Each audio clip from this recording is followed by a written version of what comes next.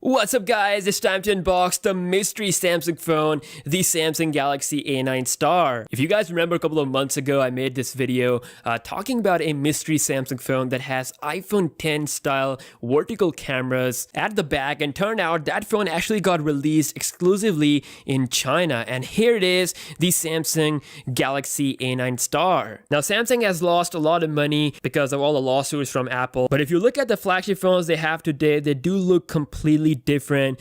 We have the edge display here, we have the notch display here, and even though they do use the same kind of material like glass and aluminum, but still there is a huge difference when you hold these two phones side by side in your hand. But it is weird to see a Samsung phone that is having something similar to the Apple's latest flagship. And no, this phone does not have a notch, so Samsung still is keeping their word by not giving the notch, and they are still sticking to their Infinity display even with this phone. So let's unbox this. We got simple text up front, A9 Star. The full name is Samsung Galaxy A9 Star, of course. Taking a look at the back of the phone, we have the main specs that are highlighted. So it is having somewhat of an Infinity display. I can't read this, but I can definitely see by the figures. So this is the vertical camera, of course, Super AMOLED display with 16 plus 24 megapixel camera. That is interesting. 64 gigabyte internal memory and 4 gigabyte of RAM. All right, let's quickly open the box here. So I got my scissors, and let's take off the shiny plastic off of this bad boy A9 Star. We got another one down here, so let's cut this one as well. And here we go, opening up the box. As you can see, pretty familiar packaging. The Galaxy A9 Star quick start guide is up here on the front, so this is the box that we're going to take a look at later. And here is, whoa, okay, this is a new thing. Fiber cloth. I don't know what this is for, maybe something to do with China, or I don't know. Anyways, let's get to the device, and here is the Galaxy A9 Star, and turning it around, boom, look at those vertical cameras. What is that, Samsung?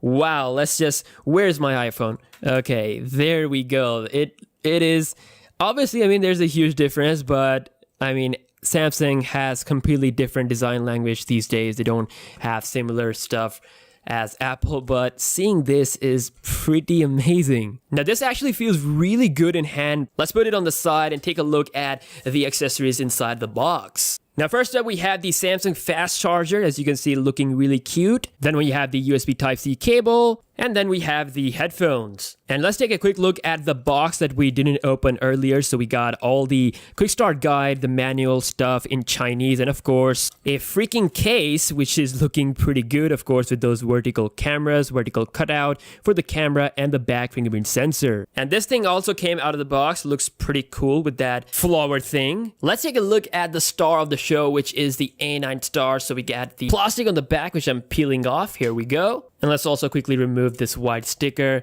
And wow, this thing is looking pretty clean look overall, with just one Samsung logo. The fingerprint scanner is at a very comfortable position because it is away from the cameras. If you compare that with the Samsung Galaxy S9 Plus, you can see even though it is vertical, but it is in the center, giving Samsung their unique look. But this one, it does resemble the iPhone X style, camera style, but it is actually pretty good for the fingerprint scanner because your finger will go here without any problem. So vertical cameras with LED flash, and of course Samsung logo, and the rest is just pretty clean. Now at the bottom of the phone, we have the headphone jack as well as the speaker, which is looking pretty similar to the speaker of the Galaxy Note 8. So you can see it's exactly like that, which means it's gonna have a pretty good single speaker performance because Note 8 has a good single speaker. On the left hand side, we have the volume rocker as well as the Bixby button. And on the right hand side, we have the power key as well as the vertical camera, which is protruding outward. As you can see, it does have this camera that is coming out, so not completely flushed in like we have with the Galaxy phones. All right, let's just get right into the first boot up and see what this phone is providing us, with the software and everything. So Samsung Galaxy A9 Star, there's actually a screen protector on the phone. Yes, this is a screen protector, so I'm not gonna remove it. But as far as the bezels go, this one is actually looking better than any of these Samsung mid-range infinity phones that they released in the market. So it's definitely looking better than that. And of course, the flat screen display. And you know what? I'm going to remove the front screen protector because it's not completely in position. So let's just remove this. And obviously, of course, we have the language. I'm just going to go ahead and select English United States. Okay, so I actually have to insert a SIM card in order to activate this phone. So just give me a second. All right, we are back and I'm connected to my Wi-Fi network. Let's go. Now, when it comes to security, we actually have the facial recognition here as well, alongside the fingerprint scanner. So fingerprint scanner is obviously my thing to go for. So I'm just going to set that one up real quick. And we are done with the fingerprint scanner. Okay, now this is something new within the setup. You have the option to actually hide content, whatever you want to show on the lock screen. So it's giving you that option. So I'm just going to go ahead and set next. All done. Your phone is ready to use. Boom. This is the Samsung Galaxy A9 Star. As you can see, with a pretty unique wallpapers looking different. I haven't seen this wallpaper on any other Samsung phone. Essential applications in the dock, like the phone, contacts, messaging, internet, and camera. And then you can also see that it has the navbar keys with the Samsung Pay card below, which you can swipe up to activate. Now, software-wise, this is Android 8.0 Oreo, as you can see. And overall, the software features and everything is similar to what you would find on a normal Samsung phone. So there's this Bixby here, which you can obviously initiate. What I see different here, of course, is that with Chinese phone, you don't get the Google Assistant. So basically, if I hold on to this, I don't get the Google Assistant option. Instead, I get Samsung Assistant and Samsung Internet Browser, or I can just have it disabled. So let's see what the Samsung Assistant does if I click OK. All right, so quality services, get the access to the best service easily, all in one place. Everything is obviously in Chinese. Let's just start and see what this thing is. All right, so it opens up this Chinese browser thing. Probably going to have this disabled.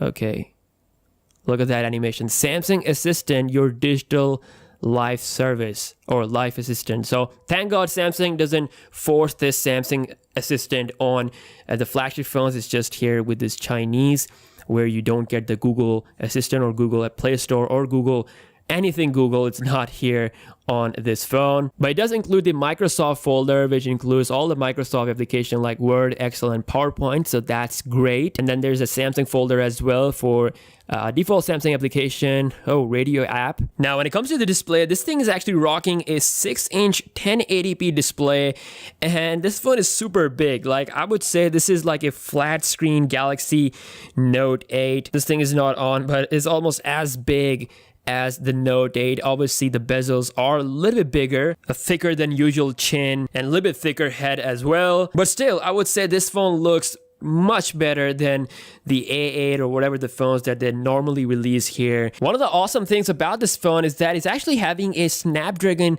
660 processor. It is clocked at 2.21 gigahertz. It's an octa-core processor, and it is much better than what they normally put in their mid-range phones, like the Exynos 7 8 something, which is pretty much the same every year.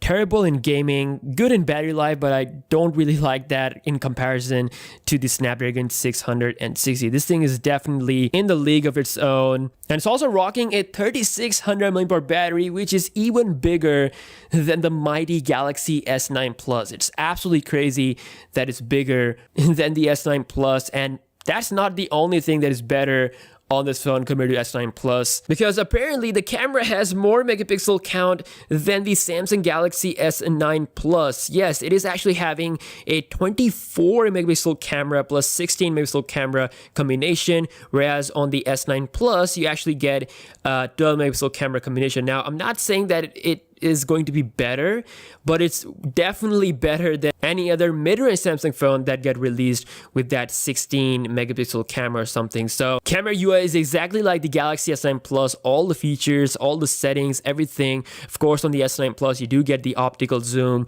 which we don't have here, and also this one just has a slow motion feature, whereas on the S9 Plus you get super slow motion feature coming at 960 frames per second.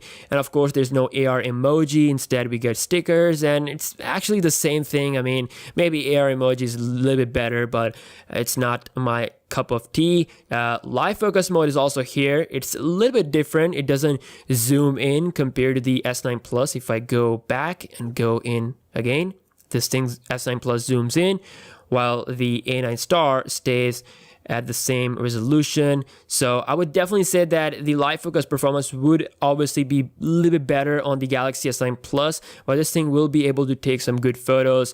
And both phones have a pro mode, but there's no beauty mode on the S9 Plus, which we get on this one. And of course, there is no night mode on the S9 Plus, which we also get on this phone. So a couple of small changes here and there. Now both phones have the Bixby integration, so because of that, we do get the Bixby Vision. Now another shocking thing is that when you go into settings, you can see that it actually records 4K videos, which is incredible. I mean, which is something that you don't see on a normal Samsung mid-range phone. So this thing is definitely looking pretty dope with this 4K video recording feature. Obviously, S9 Plus is again having the Ultra HD at 60 FPS. You know, Snapdragon 845 allows a lot of new features, and of course, variable aperture camera will be better. But I mean, this phone is definitely better than your average Samsung mid-range phone. So 3600 mAh battery, a 16 plus 24 megapixel camera combination, Snapdragon 660 processor, and a pretty unique one-of-a-kind Samsung design that you won't be finding on any other Samsung phone. So it looks incredible to me. I actually like this because, you know, there's just so much space for the fingerprint scanner. You can just quickly easily access it without any problem. So overall, I have to say this is a beautiful Samsung phone that Samsung has to, you know, release in other markets as well. I mean, it's clearly better than your usual Samsung mid-range phone. Might be doing a full review soon, but yeah, this phone is looking pretty cool. If you want to see some performance tests, let me know. And yeah, this is the Galaxy A9 Star iPhone 10 style cameras. Some of the features are one step ahead of your Samsung Galaxy S9 Plus, but yeah, the S9 Plus is still your undisputed flagship phone, but this thing is definitely the king of the Sammy mid-range land. Hopefully you guys have enjoyed this video. Give it a thumbs up, and I will see you guys in the next one. Peace out.